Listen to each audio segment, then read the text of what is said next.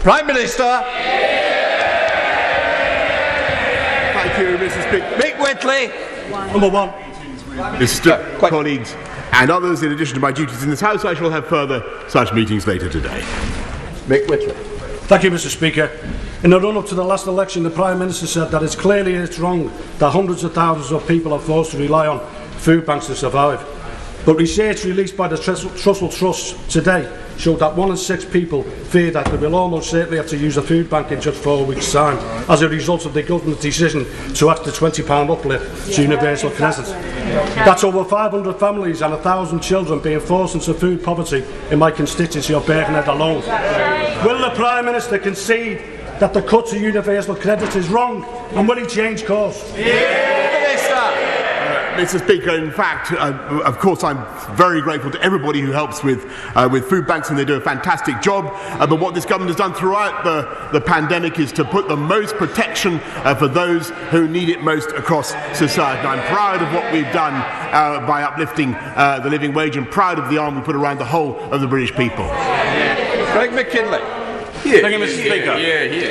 Could my right honourable friend offer me an answer to the constituents I have of the future as they sit around a tepid radiator powered by an inefficient and expensive air source heating unit, worrying about the payments on the electric car that they didn't want either, while they watch the growing economies of the world going hell for leather building new gas and coal power stations, because they will be asking me why.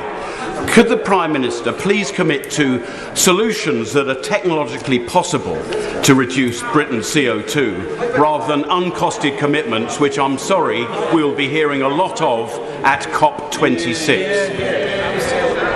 Well, Mr. Speaker, not only has the price of batteries fallen vertiginously, the cost of solar power has fallen vertiginously, but I'd tell my honourable friend the people of Thanet South, where they have huge opportunities. The cost of wind power in this country has fallen 70% just in the last 10 years, and what I think the people of Thanet want to see, and I'm sure he exemplifies it, is a spirit of Promethean technological optimism, Mr. Speaker. Come to the Leader of the Opposition, Right Honourable Keir Starmer. Thank you, Mr. Speaker. I want to ask the Prime Minister about the promise he made to the British people to guarantee that no one needing care has to sell their home to pay for it. Does that guarantee still stand? Mr. Speaker, what this plan for health and social care does is deal after decades with the catastrophic costs faced by millions of people, the risks that they face up and down the country, that they could face the loss of their home, their possessions, their ability to pass on anything to their children. This is the government that is not only dealing with that problem, but understands that in order to deal with the problems of the NHS backlogs, you also have to fix social care. We're taking the tough decisions, Mr. Speaker, that the country wants to see. We're putting another £36 billion in, and what I'd like to know from the Leader of the Labour Party, Mr. Speaker, is what is he going to do tonight? The silence from Mission Control in his... Can I just say, if you don't want to hear the Prime Minister, I certainly do, and I can't hear him. It's not acceptable. Prime Minister, have you finished? Leader of the Opposition, whether he's going to vote for our measures tonight, Mr. Speaker. I know the House has been away, but it's still Prime Minister's questions. Keir Starmer. Thank you, Mr. Speaker. I noticed the Prime Minister didn't stand by his guarantee that no one will need to sell their house to pay for care. Let me explain why he didn't. Under the Prime Minister's plan, someone with £186,000, if you include the value of their home, that's not untypical across the country in all of your constituents, facing large costs because they have to go into care, will have to pay £86,000 under his plan, and that's before living costs. Where does the Prime Minister think that they're going to get that £86,000 without selling their home?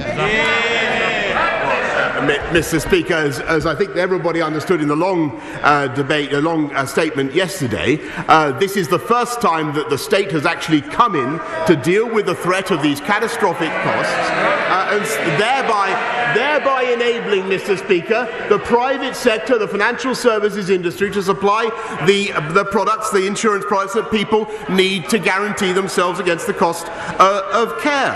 And what we're actually doing, Mr. Speaker, is lifting the floor, lifting the guarantee for up to £100,000, where nobody has to pay anything across the entire country. And what we still have to hear from the opposition is what they would do to fix the backlogs in the NHS and fix social care after decades of inertia and inactivity. What would he do? Keir Starmer. His plan is to impose an unfair tax on working people. My plan is to ensure that those with the broadest shoulders pay their fair share. That is the difference. Both sides. I need to hear the question. I also need to hear the answers. If there's some MPs who don't want to hear it, and I'm sure the constituents want to hear it, it's not good to shout either side down when they are either asking or answering a question. Please, our constituents are interested. I want to hear, and they'll want to hear. Keir Starmer. Thank you, Mr. Speaker. His plan is to impose unfair taxes on working people. My plan is to ensure those with the broadest shoulders pay their fair share. I know they don't like that debate. The truth is, his plans don't do what he claims. People will still face huge bills. Many homeowners will need to sell their homes. He's not denying it when he could have done. And the Prime Minister has failed the only test he set for himself for social care. It was in the manifesto. Another manifesto promise, Prime Minister. No good shaking your head. And who's going to pay for the cost of this failure? Working people. Under his plan, a landlord renting out dozens of properties won't pay a penny more, but their tenants in work will face tax rises of hundreds of pounds a year. A care worker earning the minimum wage doesn't get a pay rise under this plan, but does get a tax rise. In what world is that fair? Mr. Speaker, actually the Institute for Fiscal Studies has confirmed that this is a broad-based and progressive measure. The top 20% of households by income will pay 40 times what the poorest 20% pay. The top 14% pay half of the entire levy. Now, Mr. Speaker, he talks about his plan. Well, actually, it turns out I've been scouring the records for evidence of the Labour plan. And I found it, Mr. Speaker. In 2018, the current Shadow Secretary of State for Social Care joined forces with Nick Bowles and Norman Lamb to promote a new dedicated health and social care tax, Mr. Speaker, based on national insurance. The current, where is she? I can't see her in her place, Mr. Speaker. And she said this was to be the country's beverage moment. Well, is the Labour Party really going to vote against the new beverage moment tonight? Mr. Speaker, let me tell you what an ambitious young member for Henley said in 2002 in this House. What he said in this House: national insurance increases are regressive. I wonder what happened to him. Mr. Speaker, if the Prime Minister is going ahead with this unfair tax, can he at least tell us this? Will his plan clear the NHS waiting list backlog by the end of this Parliament? Yes or no? Mr. Speaker, I think the whole House, indeed the whole country, can appreciate that we at least have a plan to fix fix the backlogs. And we at least understand, Mr. Speaker, that the only way to fix the long-term underlying problems in the NHS, the problem of delayed discharges, is to fix the crisis in social care as well, which Labour failed to address for decades. And we're going on ahead and doing it, Mr. Speaker. And what I've just understood for him tonight, I think out of that minestrone of nonsense has floated a crouton of fact. He is going to vote against the measures tonight. They're going to vote against plans to fix the backlogs and fix social care. Vote Labour, Mr. Speaker. Wait longer. Keir Starmer. Mr. Speaker, it was a yes-no question. You either clear the backlog or you don't. And he can't even say that he'll do that. So there we have it. Working people will pay higher tax. Those in need will still lose their homes to pay for care. And he can't even say if the NHS backlog will be cleared. Well, he gesticulates, but they're all breaking their manifesto promises and putting up taxes on their working constituents for this.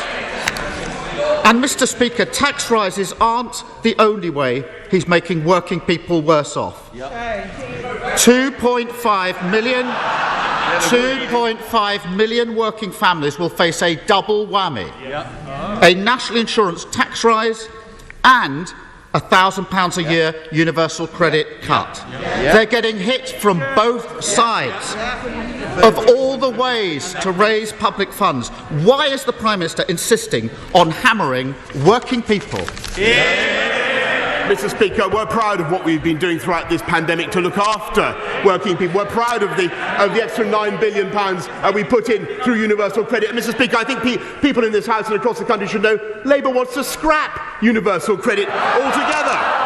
We believe in higher wages and better skills, Mr. Speaker, and it is working. That's why we're investing in 13,500 work coaches, £3,000 a year for 11 million adults across this country to train under the lifetime skills guarantee. And it's working, Mr. Speaker, because for the first time since 2019, after years and years of stagnation, you are seeing wages are rising, Mr. Speaker. Wages are rising for the lower paid. They believe in welfare. We believe in higher wages and higher skills and better jobs. Higher wages and higher skills, he says. How out of touch he is. Absolutely. What do they laugh? What do they say to Rosie? What do they say to Rosie? Because Rosie's the sort of person that this impacts on. Laugh away. A single mother working on the minimum wage in a nursing home. She got in touch with me. She will lose £87 a month due to the universal credit cut. A huge amount to her. She will now also be hit with a national insurance tax rise. She's asked for more shifts and she can't get them. She's unable to get further help with childcare. What does the Prime Minister, what does the laughter say to Rosie? This is a government that underfunded the NHS for a decade before the pandemic. Took £8 million out of social care before the pandemic. Then wasted billions of pounds of taxpayers' money on dodgy contracts, vanity projects and giveaways to their mates. They cut stamp duty on second homeowners, super tax deductions for the biggest companies, and now they're telling millions of working people that they must cough up more tax. Isn't this the same old Tory party, always putting their rich mates and donors before working people? Well, I think very sadly, Mr. Speaker, what you're hearing is the same old nonsense from Labour, because what they want to do, they want to scrap a universal credit, and I have every sympathy for Rosie, and I admire her and families up and down the land. But the best thing we can do for them is have a strong and dynamic economy. And as I speak to you now, our economy is the fastest growing in the G7, Mr. Speaker, because we've had the fastest vaccine rollout and the fastest opening up of any comparable country, Mr. Speaker. And never forget that he would have kept us in the European Medicines Agency. He attacked the Vaccines Task Force, Mr. Speaker. And if we'd listened to Captain Hindsight in July, Mr. Speaker, we wouldn't have the fastest growing economy in the G7. We'd still be in lockdown, Mr. Speaker. It's true. And if we listened to him today, we wouldn't be trying to fix the NHS backlogs, and we wouldn't be finally dealing with social care, Mr. Speaker. This is the country, this is the government that takes the tough decisions to take this country forward.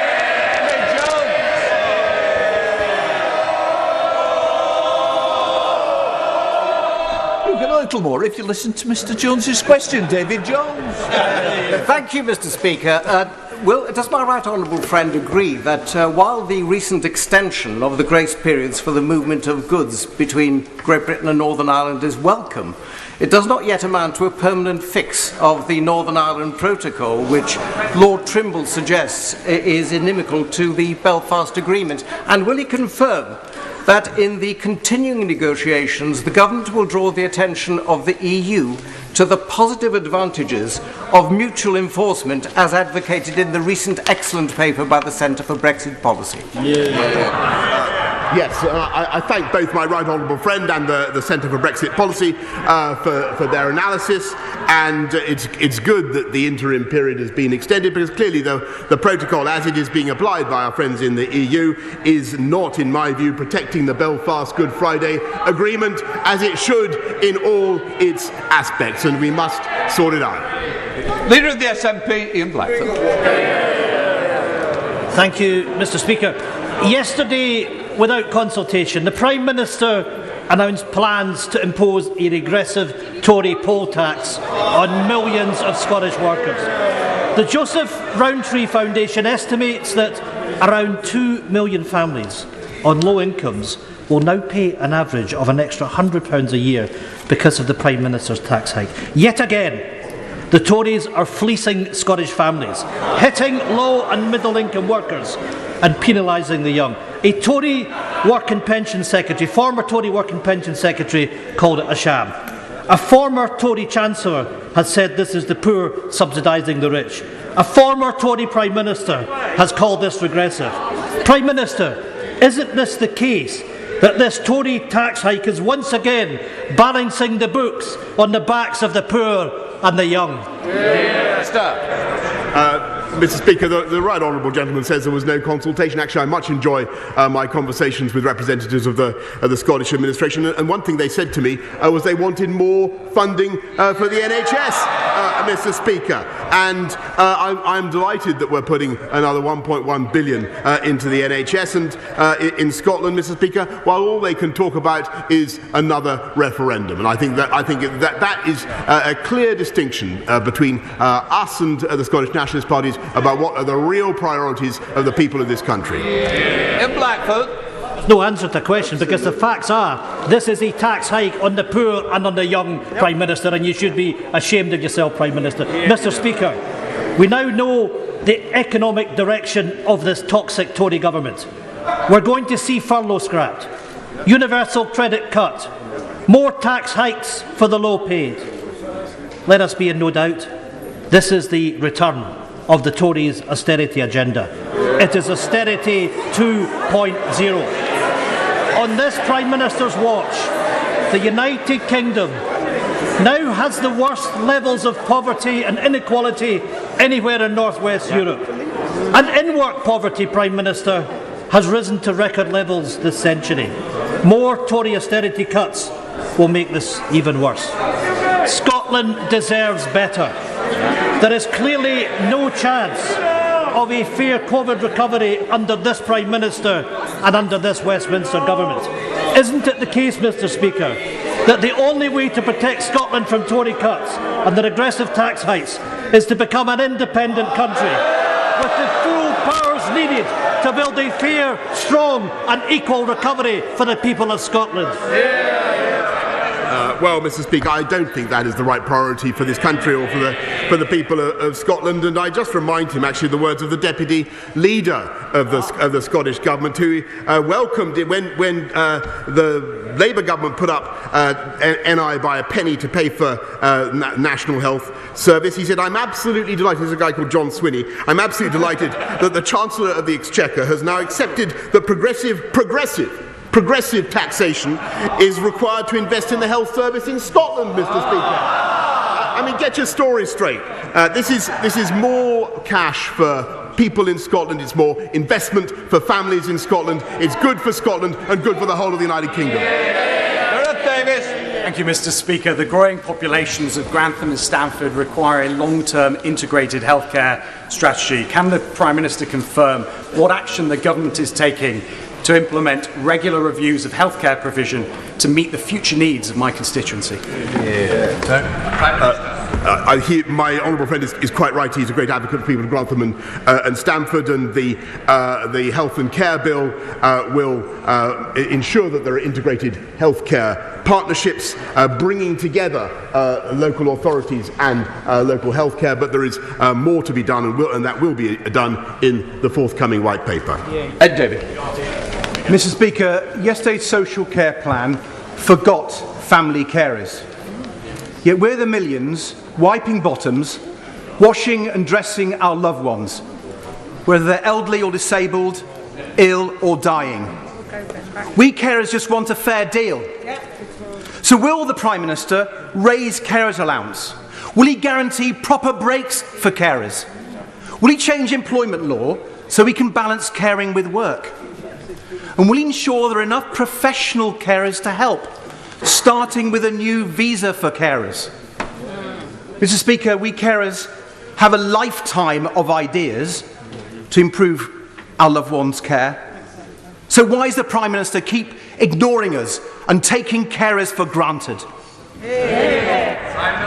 Mr. Speaker, I think the whole House acknowledges the massive debt we owe to unpaid carers such as himself up and down the country, and we thank them for what they're doing. What this plan does is, of course, mean that there will be a huge injection of support, both from the private sector and from the government, into caring across the board. And I believe that will support unpaid carers as well, since they will no longer have the anxiety, for instance, that their loved ones, their elderly loved ones, could see the loss of all their possessions. What we're also doing for carers is making sure that we invest now £500 million in their training, in their profession, to make sure that they have the dignity and progression in their jobs that they deserve.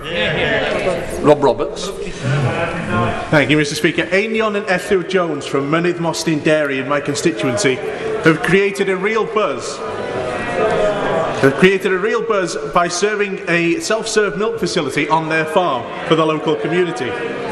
Sadly, the local council have served them with an enforcement notice, which has led to almost 9,000 locals signing a petition in support of them.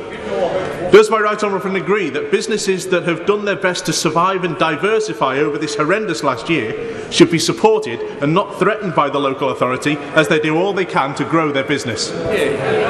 I thank him for his question, as he knows planning is a devolved matter, but what I can tell him in the House is that we provided business with over £100 billion of support throughout the pandemic, including £1.5 million bounce-back loans to SMEs such as the one he describes. Ben Lake. Mr. Speaker, with widespread concern about the HGV driver crisis, I've been contacted by a number of drivers from Ceredigion who believe the decision to increase drivers' hours will fail to solve the problem. They're clear that a long-term solution requires improved working conditions, acting on the 2018 government report on parking spaces and driver facilities, and also measures to reduce waiting times at distribution centres. Will the Prime Minister consider these measures, and to what timescale is his government working to fix the crisis? I thank the honourable gentleman. I also thank him for notice of his question. We're working with industry to get more people into HGV driving, which is a great and well remunerated profession, including by ramping up vocational test capacity, funding apprenticeships for people training as a lorry driver. As the House heard earlier on, this is an issue. The career structure of HGV drivers is affecting countries across the whole of the EU. But can I propose that the honourable gentleman takes up his proposal directly with my right honourable friend, the Secretary of State for Transport? Richard Drax, close question. Number 15, sir. Mr. Speaker, this government is committed to levelling up the whole country, and Dorset is no exception. I'm delighted that the Local Growth Fund in Dorset has contributed £98.4 million to 54 projects since 2015, and I understand that Dorset Council have also made a bid to the Levelling Up Fund to improve access at Weymouth Station. Richard Drax. As a former soldier, time is never wasted on reconnaissance. And can I ask my right honourable friend to come and get some good Dorset sea air to visit Weymouth and to see the infrastructure for himself? Because until we improve it, we can't attract the investment and the jobs and prosperity that we desperately need at an ancient seaside resort that needs a bit of love, attention and government money. I can think of nothing nicer than a trip to Weymouth, which I think was the favourite watering hole of George III, I'm told by the Lord Chancellor. But I will do my utmost to oblige him. Thank you very much, Mr. Speaker. My constituents spent hours waiting to get through to someone on the government-issued number for non-British nationals in Afghanistan. Distressed and fearful for his family, he was relieved when he eventually spoke to someone. However, when they thought my constituent had hung up, he overheard them laughing and say to a colleague, "We are having to lie to people. We are giving them false hope. The whole thing is an entire scam." Is it the Foreign Secretary, the Defence Secretary, the Home Secretary or the Prime Minister who's responsible for this scam?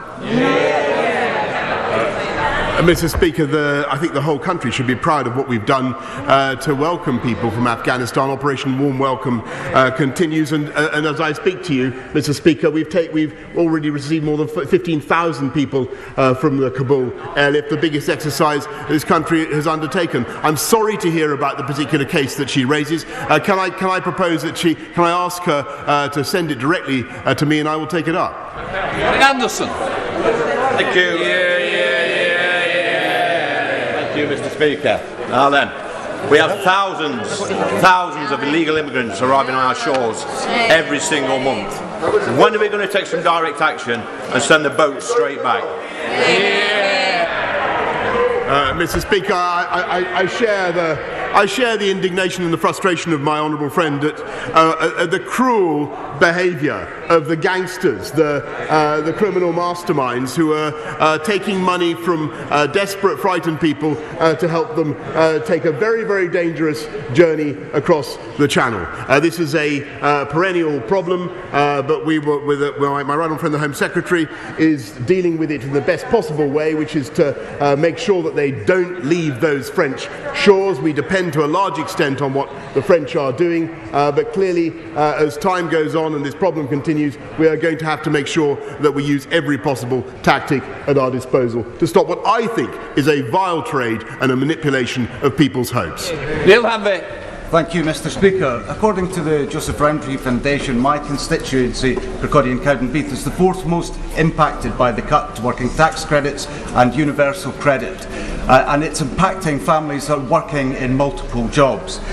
£1,000 may only cover the cost for a single roll of wallpaper in the Prime Minister's flat. However, can he please set out his understanding of the plight of the working poor, and can he explain to the House what he means when he says they should see their wages rise through their own efforts?